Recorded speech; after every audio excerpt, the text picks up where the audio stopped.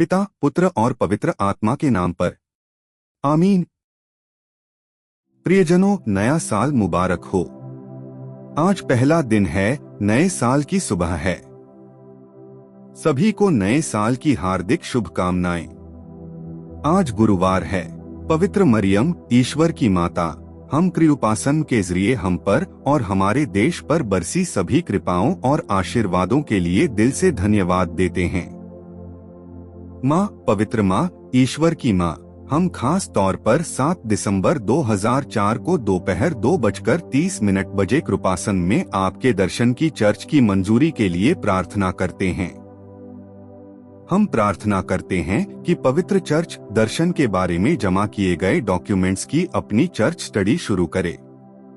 हे पवित्र माता, यह दर्शन पवित्र कैथोलिक चर्च द्वारा दुनिया की सुरक्षा और पालन पोषण के लिए स्वर्ग और पृथ्वी की रानी आपको सारी सृष्टि समर्पित करने का कारण बने।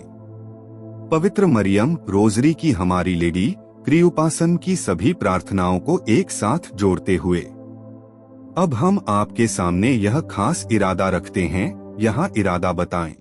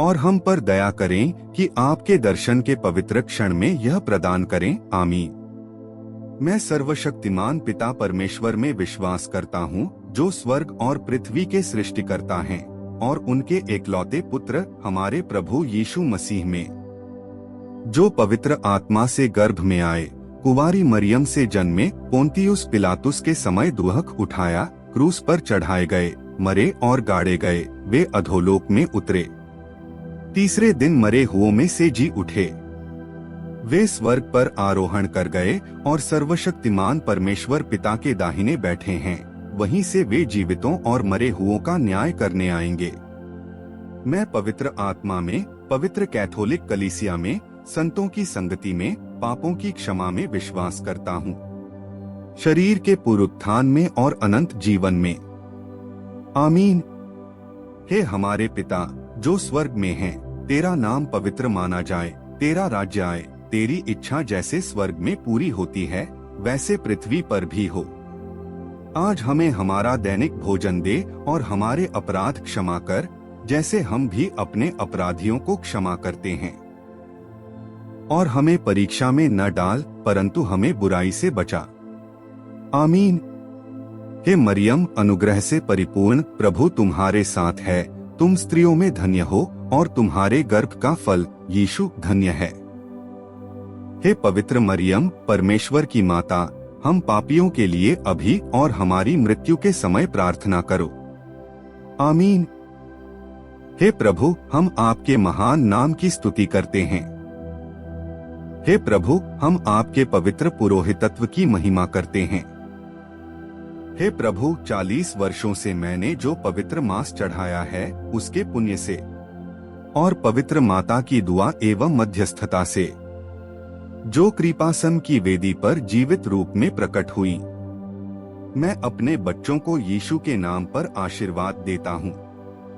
यीशु जो आज इस प्रार्थना के क्रॉस का आशीर्वाद ग्रहण कर रहे हैं और अपने जीवन की जिम्मेदारियों की ओर बढ़ना चाहते हैं, यीशु ये वे लोग हैं जिन्हें मैं अब विशेष रूप से याद करता हूँ। मैं आज उनकी सभी यात्राओं को आशीर्वाद देता हूँ। मैं दुआ करता हूँ कि आपकी हर बातचीत, आप जिससे भी बात करें, वह आपके लिए कल्याणकारी हो। जब आप किसी दस्तावेज पर हस्ताक्षर करें, प्रभु का आशीर्वाद आप पर हो। जब आप कोई पुस्तक पढ़े, लिखें या कोई दस्तावेज प्रस्तुत करें, इन सभी प्रक्रियाओं को मैं प्रभु के नाम पर आशीर्वाद देता हूँ।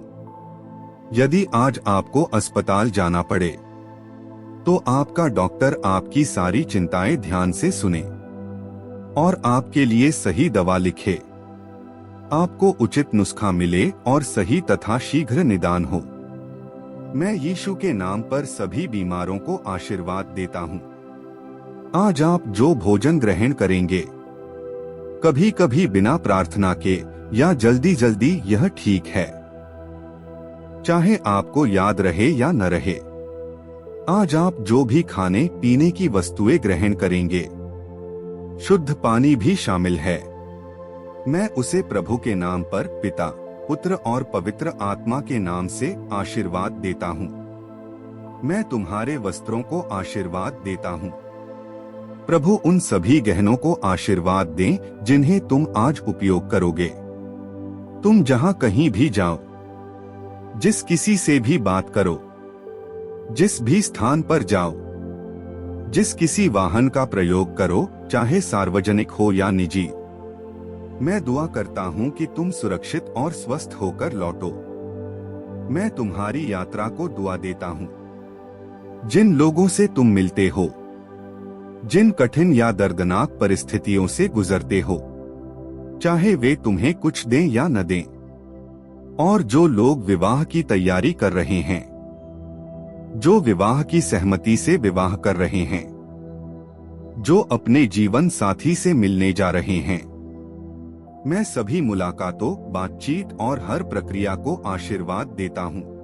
प्रियजनों, नया साल मुबारक हो। आज पहला दिन है नए साल की सुबह। सभी को नए साल की हार्दिक शुभकामनाएं। आज गुरुवार है। जो लोग धन कमाने के लिए जा रहे हैं, जो पैसा इकट्ठा करने जा रहे हैं, जो नौकरी पाने जा रहे हैं, जो घर बनाने जा रहे हैं, जो गाड़ी खरीदने जा रहे हैं, आप जो भी काम करते हैं, वह सब भगवान की कृपा से होता है।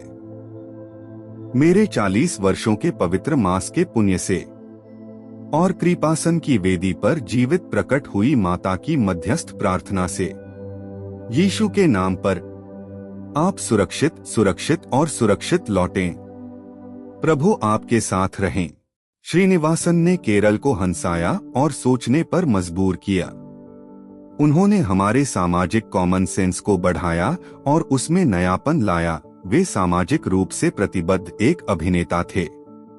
चाहे उनके व्यक्तिगत विश्वास समाज में कुछ भी रहे हों, उन्होंने समाज के कुछ असहज पहलुओं को उठाया, उन्हें हास्य में लपेटा और मानवीय बनाने की कोशिश की। सामान्यतः उनके बारे में यह आकलन किया जाता है।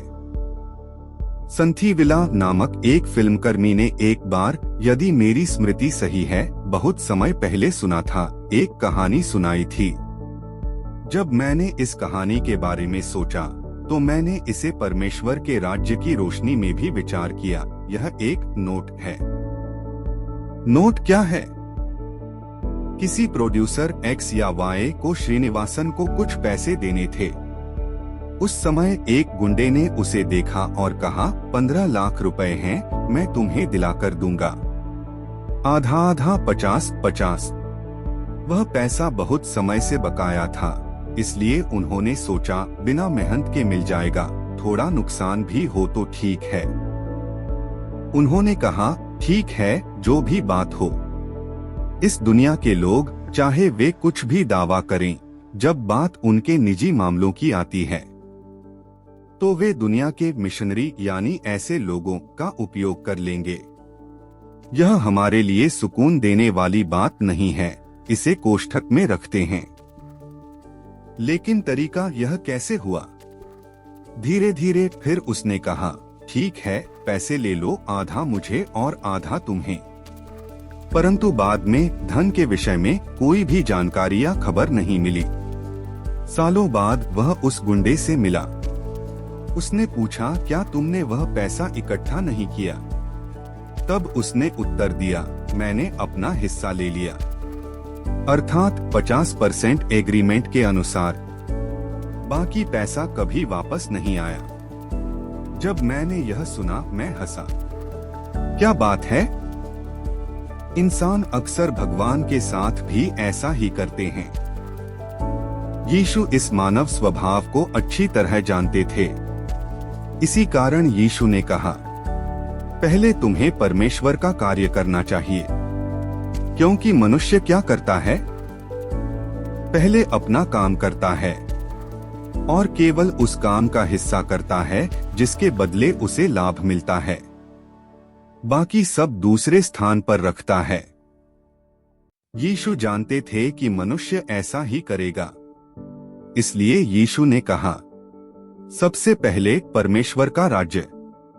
इसे इस प्रकार समझें, मत्ती 6:33। परंतु पहले तुम उसके राज्य और धर्म की खोज करो तो ये सब वस्तुएं तुम्हें मिल जाएंगी।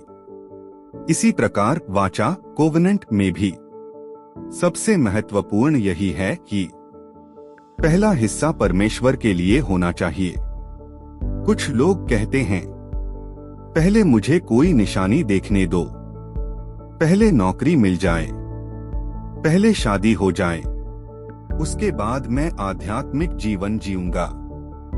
यदि तुम ऐसा कहते हो तो तुम्हारी दशा उसी व्यक्ति के समान है जिसने एक गुंडे का इस्तेमाल किया। इसलिए ईश्वर के सामने स्वयं को गुंडा बनाकर प्रस्तुत मत करो। अपने आप को हास्यास्पद मत बनाओ। जिन्होंने वाचा बांधी है उन्हें दृढ़ता से निश्चय करना चाहिए। जहां तक मेरा प्रश्न है, मैं पहले परमेश्वर के वचन के अनुसार करूंगा और उसी के अनुसार उस मामले में आवश्यक निर्णय लूंगा। असाधारण दिव्य अनुभव आपको भी हो सकते हैं। अगर आपने अभी तक इस YouTube चैनल को सब्सक्राइब नहीं किया है, अभी सब्सक्राइब करें, इस वीडियो को अपने दोस्तों के साथ शेयर करें और प्रभु के संदेशवाहक बनें।